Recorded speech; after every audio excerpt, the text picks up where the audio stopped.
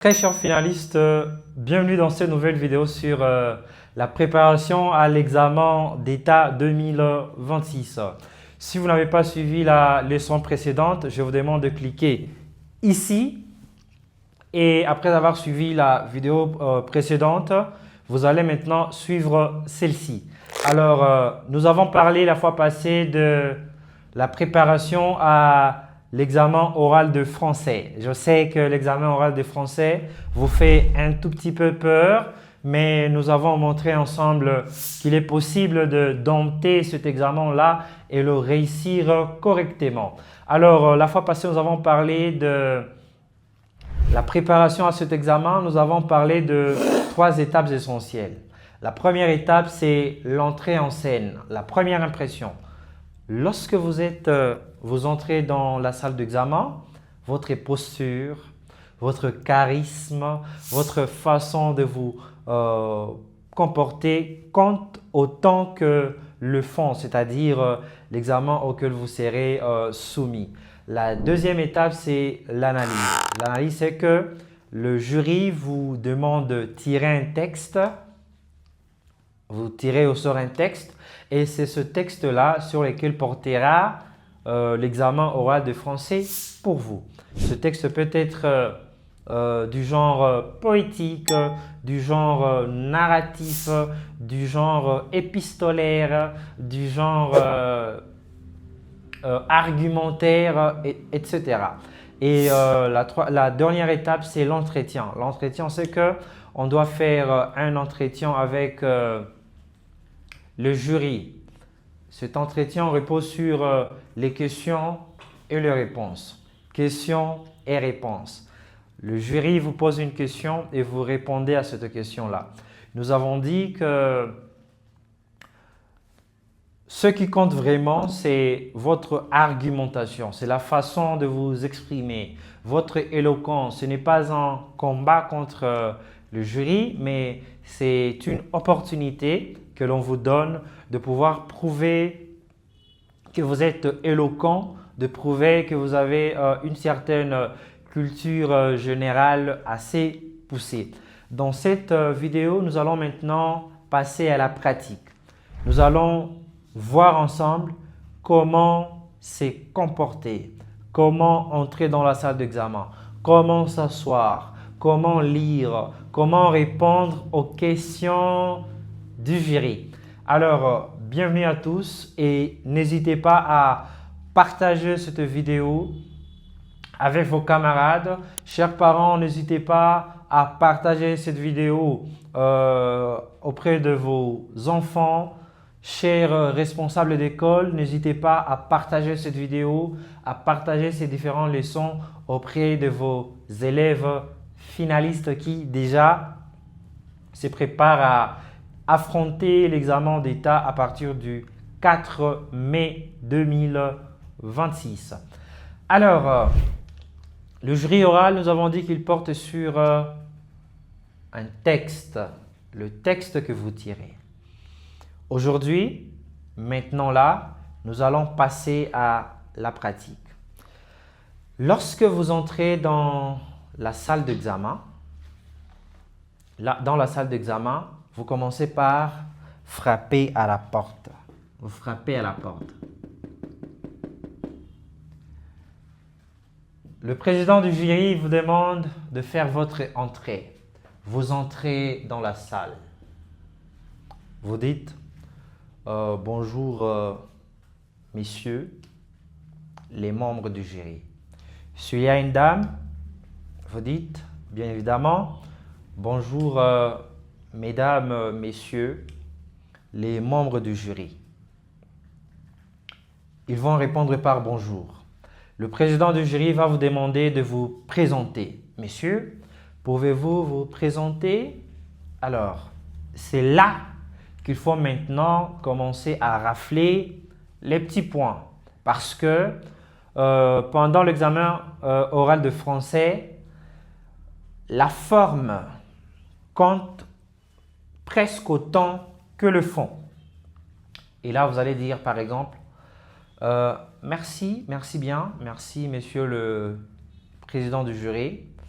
Voilà, je suis Charles André, élève à Bridge for Future Academy.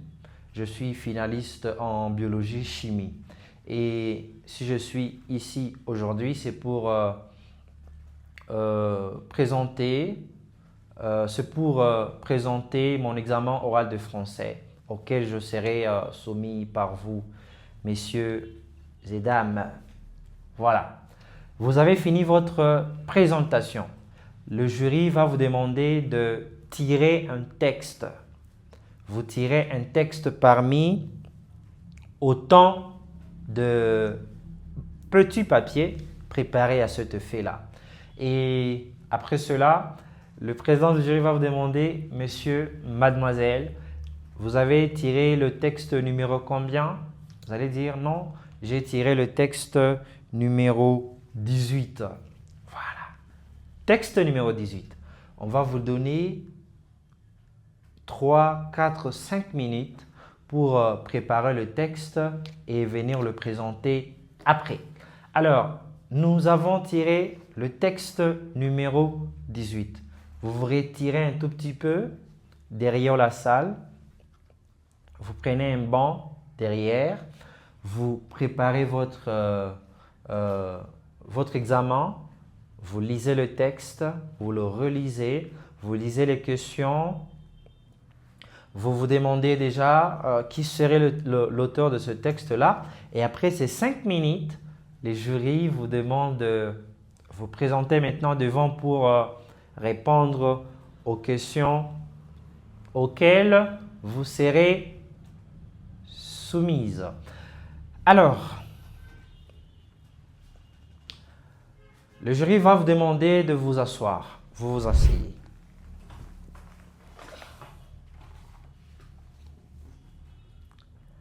Ne lisez pas avant que le jury ne vous en donne l'autorisation. Le président du jury va dire, voilà, messieurs, mademoiselle, pouvez-vous lire votre texte? Nous avons dit dans la leçon précédente qu'il faut avoir une lecture expressive, une lecture fluide, une lecture qui intéresse le jury, une lecture qui captive, pas une lecture saccadée, c'est-à-dire une lecture qui est entrecoupée. Vous devez respecter le rythme, l'intonation, la ponctuation, c'est très important. C'est très important. Alors, nous allons lire ensemble le texte que nous avons tiré. Et lorsque vous lisez, il ne faut pas que vos yeux soient collés à votre texte. Vous devez lire tout en ayant un œil sur le jury. Cela signifie que vous avez une certaine confiance en vous et que vous n'êtes pas intimidé par la présence du jury, par exemple. Alors, nous allons lire ensemble. Le texte que nous avons choisi, c'est le texte numéro 18. Et le texte numéro 18 s'intitule « Le préjugé racial ».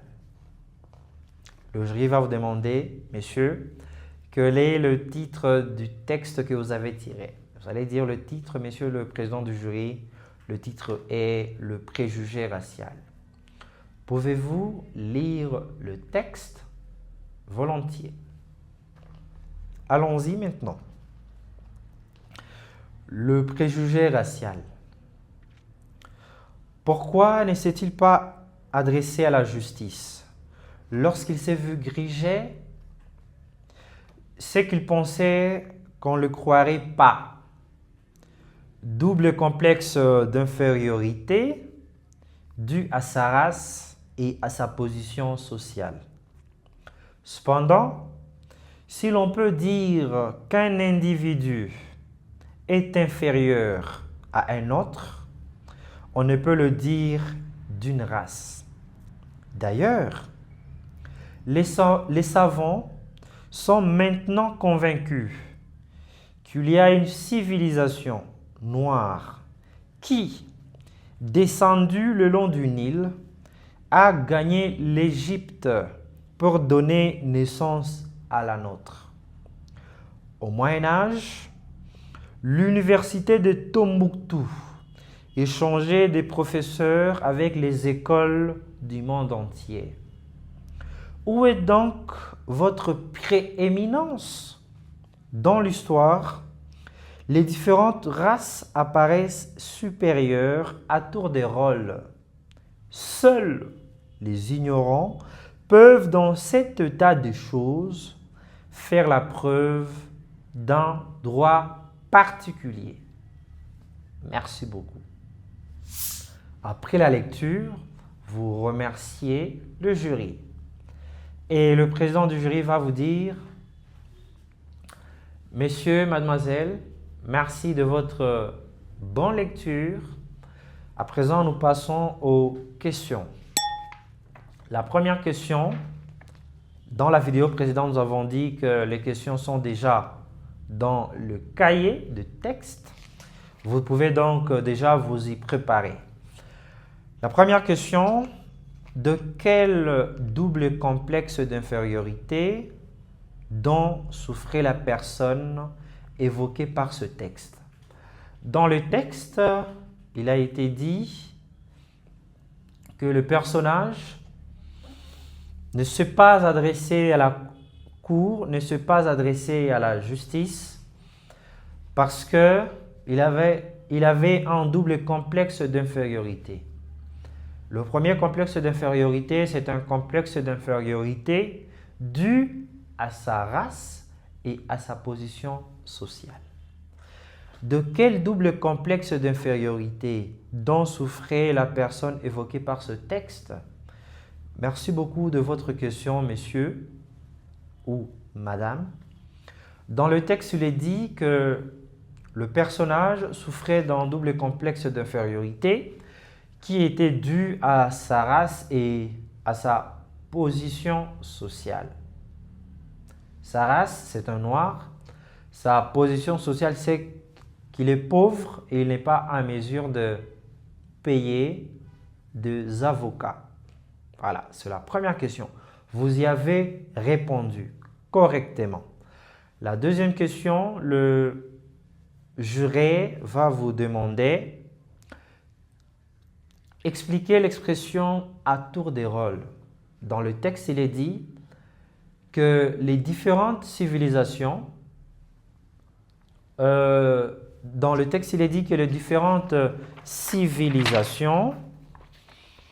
apparaissent supérieures à tour de rôle. Cela veut dire que chaque civilisation est supérieure à une autre dans l'histoire, chacune après l'autre. Ça veut dire qu'une civilisation est supérieure à un certain moment et une autre vient après elle pour prendre la place de la dominance. C'est dans l'histoire, d'ailleurs, c'est que montrent les différentes civilisations égyptiennes, mésopotamiennes, phéniciennes, etc. Après ces quelques questions du jury, on va vous poser des questions subsidiaires, des questions qui ne relèvent peut-être pas du texte, mais qui touchent à certaines notions que vous avez vues en classe. Des questions de littérature, des questions de grammaire, des questions de syntaxe française. Ce texte, le préjugé racial, est de la plume de M. Ousmane Sembène. Le président du jury ou un membre du jury va vous demander: Mademoiselle, Messieurs, ce texte appartient à quel auteur? Vous allez dire: merci beaucoup, messieurs, merci beaucoup, madame, de votre question. Ce texte appartient à Monsieur Ousmane Sembène. Il a été publié en 1956 Il est d'ailleurs tiré dans sa célèbre œuvre Le Docké Noir, son tout premier roman. Voilà. Vous avez très bien répondu à la question et vous avez ajouté certaines informations. Cela montre que vous avez confiance en vous. Il peut vous demander une deuxième question. Messieurs, mademoiselle, pouvez-vous écrire le titre du texte tiré au tableau? Allez-y, volontiers, avec plaisir. Vous vous levez de votre chaise, vous prenez un morceau de craie et vous écrivez le préjugé racial. Le préjugé racial. Le préjugé racial.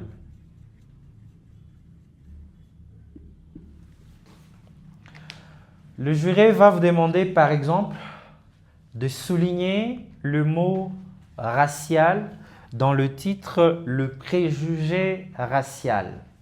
Vous allez souligner racial. Et il va vous demander, messieurs, mademoiselles, donnez la nature, la classe grammaticale du mot racial et sa fonction dans ce titre, le préjugé racial. Alors, vous allez dire, merci beaucoup de votre question, messieurs. Merci beaucoup de votre question, madame. Racial, dans le titre ici, a d'abord comme nature,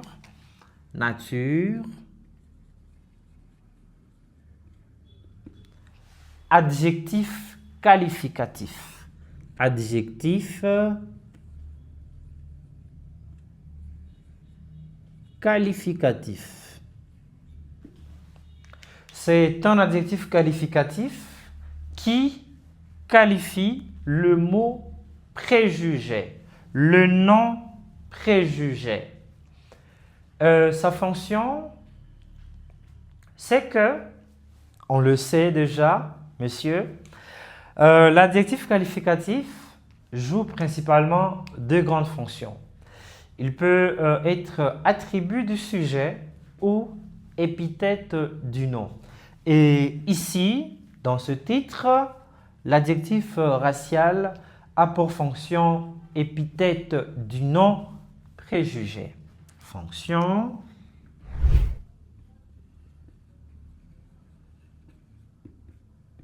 épithète. Épithète du nom. Et comme cette épithète est directement attachée au nom qu'il qualifie, c'est bien une épithète collée, une épithète liée. Voilà. Vous avez répondu à la question, vous avez apporté des précisions et le jury est épaté par vos réponses. Il peut poser une dernière question. Messieurs, mademoiselles, merci beaucoup de votre réponse. Le texte, le préjugé racial de Sembène Ousmane, vous avez dit qu'il est extrait de son œuvre Le Docké Noir en 1956. Sembène Ousmane est de quelle nationalité? Alors, vous allez dire, merci beaucoup. Sembène Ousmane est un grand écrivain, c'est aussi un réalisateur. Il fut d'ailleurs homme d'État sénégalais, homme politique sénégalais, qui a contribué à l'indépendance du Sénégal. Sembène Ousmane étant sénégalais, il est de nationalité sénégalaise. On peut vous demander aussi, à part le Docké Noir que vous avez cité, pouvez-vous nous donner deux autres œuvres de Sembène Ousmane? C'est dire oui, volontiers. À part le Docké Noir, Ousmane Sembène a écrit le mandat, il a écrit Xala, il a écrit le bout de bois des dieux et d'autres œuvres. Alors là, vous avez cité les œuvres de Ousmane Sembène. Le jury est épaté. Il peut vous demander de vous rasseoir parce que là, vous étiez en train d'expliquer l'adjectif racial dans le titre, le préjugé racial.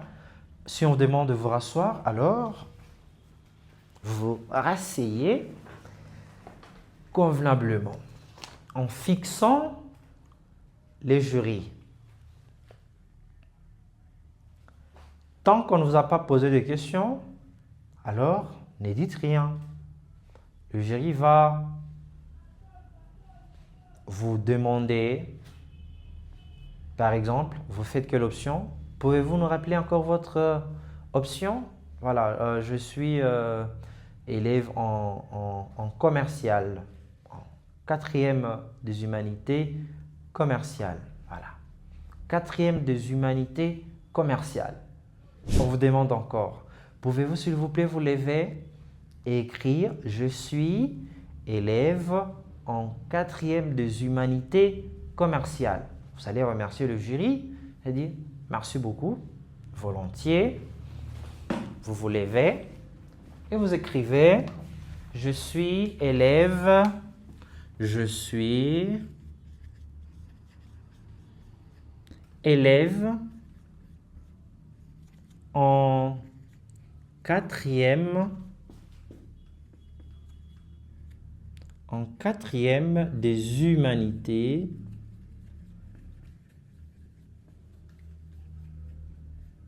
commerciales.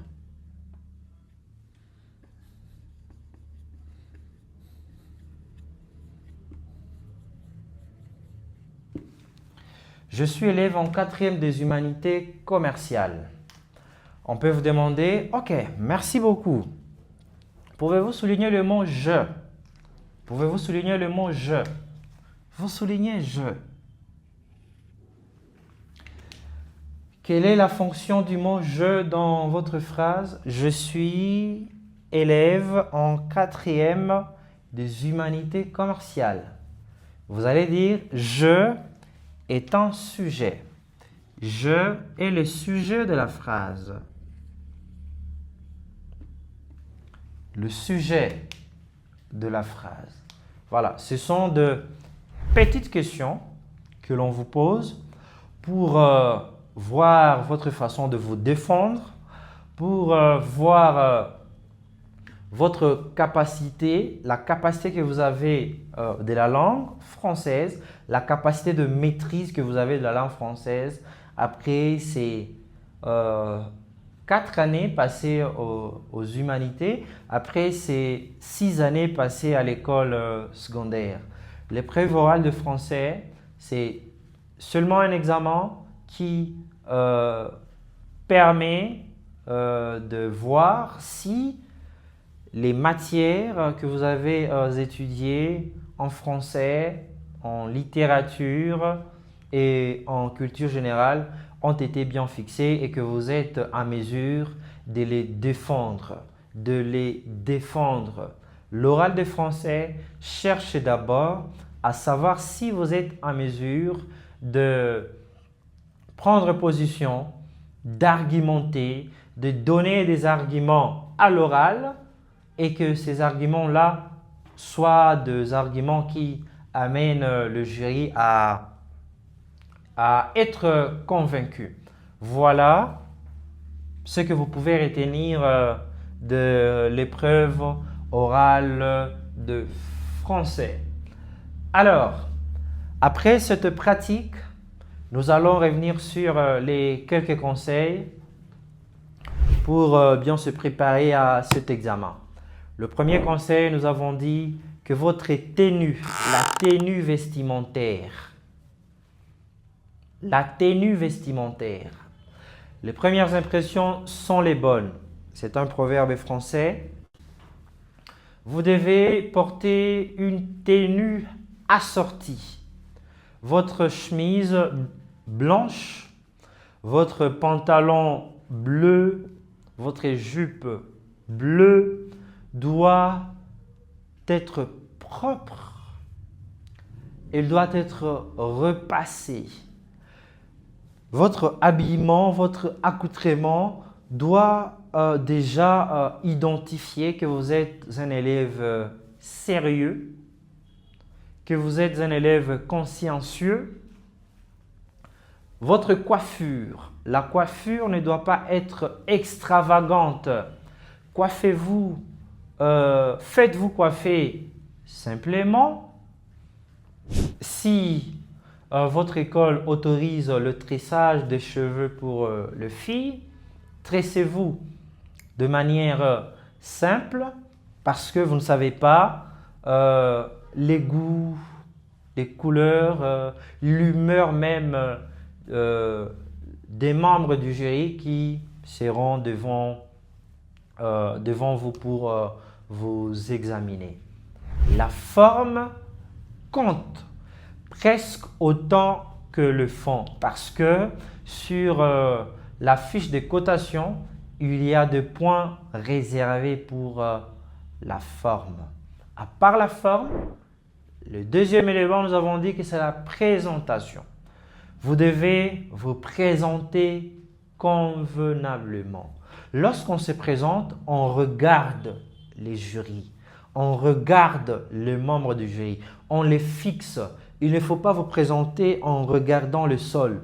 Non, présentez-vous en fixant les jurys. Vous pouvez faire un exercice à la maison en vous présentant tout en fixant la caméra, de votre téléphone. Lorsque vous avez fini par vous présenter, il faut aussi être courtois. Asseyez-vous lorsque les jurys vous demandent de le faire. Lisez lorsque le jury vous demande de le faire. Dites merci. Il faut savoir dire merci au jury. Après une question, si vous avez oublié quelque chose et que le jury vous donne la réponse à une question, il faut savoir remercier le jury.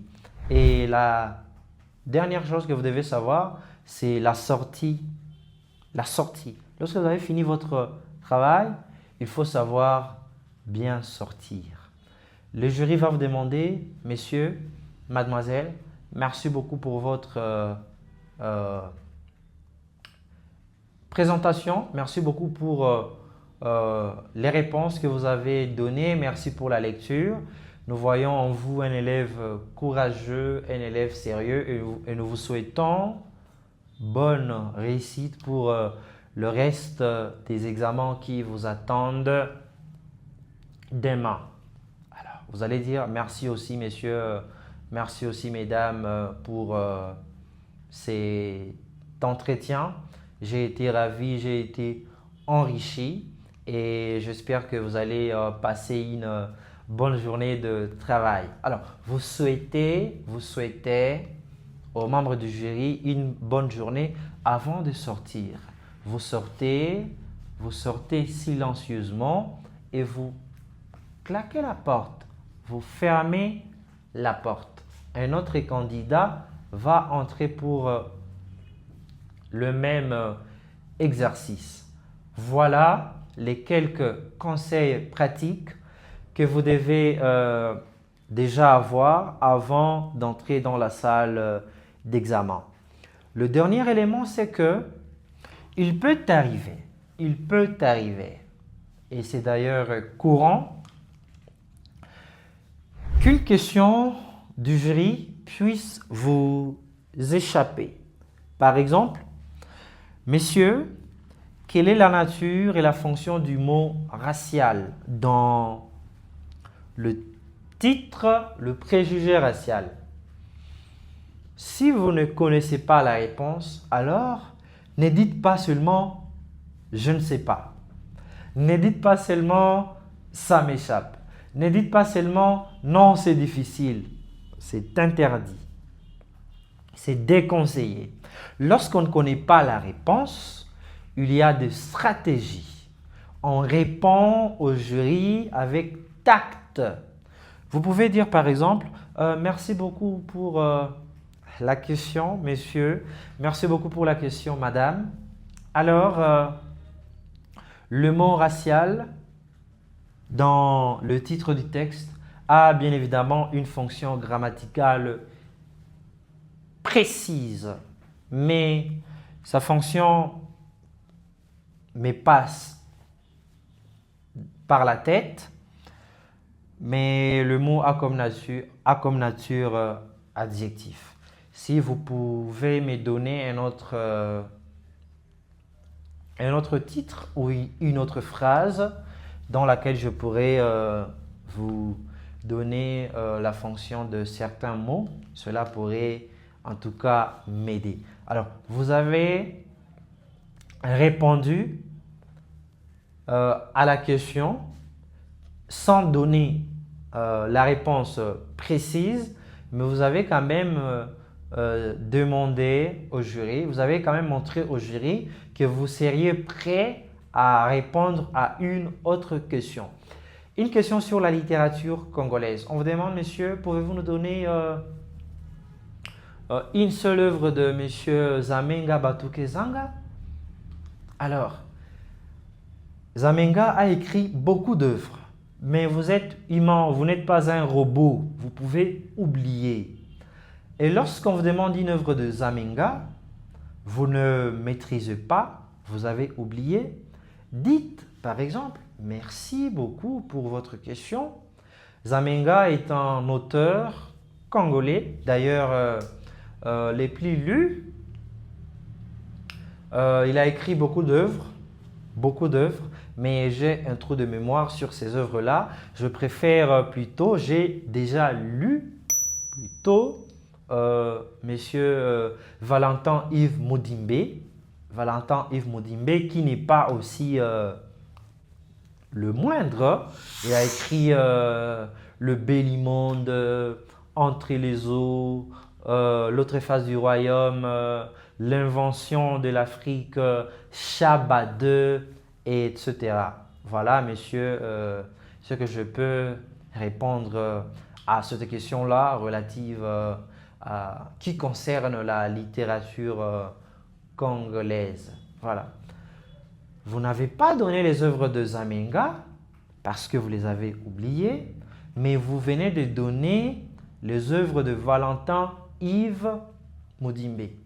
Lorsque vous faites cela, demandez parce qu'il s'agit d'une discussion, demandez, monsieur le juré, madame la jurée, pouvez-vous m'aider avec les quelques œuvres de Zamenga, s'il vous plaît? Alors, le jury va vous donner la réponse et vous allez prendre soin d'écrire la réponse du jury. Vous avez votre stylographe, vous avez votre crayon, vous avez vos papiers. Alors, écrivez la réponse. Zamenga a écrit, le jury va vous dire souvenir du village, vous écrivez souvenir du village. Il a écrit Bandoki, vous écrivez Bandoki. Il a écrit 7 frères et une sœur, vous écrivez 7 frères et une sœur. Il a écrit. Pourquoi écrire ces éléments-là? C'est pour montrer au jury que vous êtes un élève qui est prêt à apprendre. Et cela vous donne un avantage. Cela rend le jury empathique.